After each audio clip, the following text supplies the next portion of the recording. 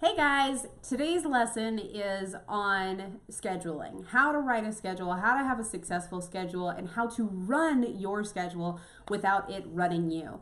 And we're going to go over a couple of really basic principles today that I have learned in the past, and I want to add that value to you guys. So make sure that you're doing this right or the best of your ability now before you get really into the career and it starts to get a little bit harder to control.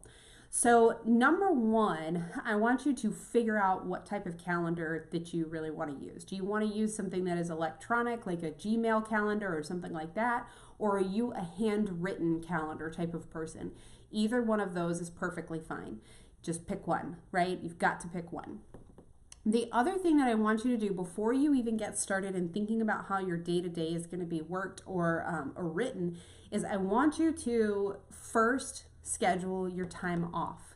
I know this sounds counterintuitive. Most of the time you've worked at a corporation where you are going to work a certain amount of time and then you're going to have the luxury of having time off. Well, in the real estate industry, that is not the case, okay? There is no luxury of time off unless you schedule it and you make it a priority. So the first thing that we're going to do is schedule your vacations.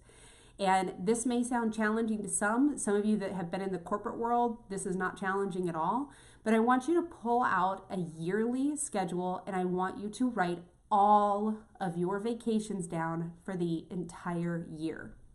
The entire year. So if it is April of this year, I want you to do everything for the 12 months going forward. So you're going to schedule out all of your vacations and time off between this April to next April, an entire 12-month period, okay?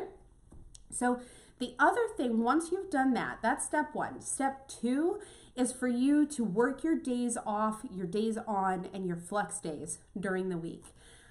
Many people forget to do this. They just think either I'm going to work Monday through Friday or I'm going to work when there's work or whatever it is. Being an independent contractor is super hard to figure out how to work that schedule and maintain that schedule. So the number one thing that you're going to do once you've got the schedule, you already know which weeks you're working because you've scheduled out all of your time off, is you are now going to pull open a calendar and you're going to say, okay, which days of the week am I going to work? You have three categories. Number one is the days that you work. Number two is the days that you're off. And number three is what I like to call flex days. They could go either way, okay? I would suggest if you're starting out in real estate, you need to probably consider, you're probably gonna be working 6 days a week. If you're working 6 days a week, that means you need to have one day that is completely off. Otherwise, you're going to have some serious burnout. So I want you to go into your calendar and the first thing you're going to do is pick your off day. Depending on your spiritual, your religious, or your just personal beliefs that you have, you can pick the one day that's the most important to you. Some people that's going to be Sunday, some people that's going to be Saturday, some people it doesn't even have to be a weekend, it might be in the middle of the week. There might be a really important day to them based on what's going on in their lives that they need that day off. During the week, every week, you're going to mark that day off. There's going to be a big giant X through it. That's my day off. You can put as many personal things on there as you want, doesn't matter, but your phone's going away, your email's going away. That is your day off, period. Okay, so we've scheduled that now. The next thing that I want you to do, and depending on your team structure and things like that, you're going to schedule the days on. Your days on are going to be the days that they are 100% dedicated to growing your portion of your business. Period. No ifs, ands, or buts. Your entire schedule those days is about that until you're off in the afternoons, whatever time it is that you get off of work. Now, depends on what you want, right? Depends on the structure that you have, etc. I know that in real estate, many people do open houses on the weekend on either Saturdays or Sundays. So if that's the case for you, then you're going to want to take one other weekend day off and you might have a flex day. Say on like Friday, you've worked your tail off, you've had a really strong week, you've got an open house on Saturday, so maybe Friday is your flex day, right? So once you have, you've looked at that, you've got your flex day on there, and a flex day, sometimes you're going to work and sometimes you're going to be off, sometimes it's going to be 50-50. But either way, you've got your flex day. The rest of the week, you are spent in what we call your 20%, your biggest activities that generate you the most amount of income in growing your part of the business, whatever that is. Now, if you're an owner of a business, it might be in attracting clients, it might be in creating systems, or it might be in hiring new people right now. Everybody's different. They're in different stages of their business, but those other days of the week are the ones that you're going to make sure that you're spending all of that time.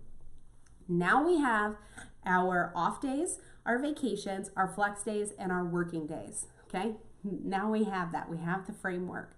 The next thing we're going to do is you are going to buy highlighters, or if you're using an electronic calendar, you don't have to buy any highlighters. Okay, so when you get highlighters, I want you to make sure you have a green one, a pink one, and a yellow one. Okay, green stands for money. That is the best thing that you can possibly pick, right? Green is money, money is green. Everything that you put on your calendar that is dollar generating activities, we're gonna highlight it in green. Or if you're using something like an electronic calendar, you're gonna color code it and you're gonna make it green. Easy enough, right? Then what you're also gonna do is hopefully you're servicing some clients of some kind, and you're gonna create some openings on your schedule. Now, yellow is going to be your open schedule, right? That's what you're going to use there. Now, any other colors other than that, like pink or purple or whatever other colors that you would like to use, I am going to ask that you determine what that is for you personally or otherwise.